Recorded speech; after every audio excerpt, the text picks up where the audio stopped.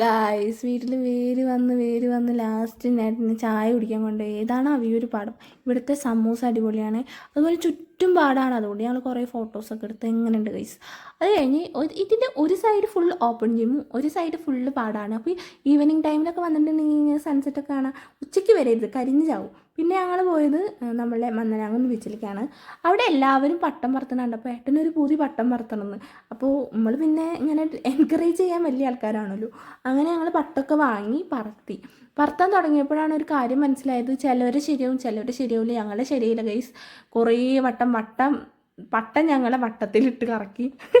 അത് കഴിഞ്ഞ് ഞങ്ങൾ ഏട്ടൻ്റെ വാശിയായിട്ട് അതിന് രണ്ടാമത് പട്ടം വാങ്ങി പറക്കുന്നതാണ്. അതാണ് ഞങ്ങളുടെ പട്ടം. ഇപ്പോൾ ഏറ്റവും ഹൈറ്റിൽ പറക്കുന്നത് ഞങ്ങളുടെ പട്ടമാണ്.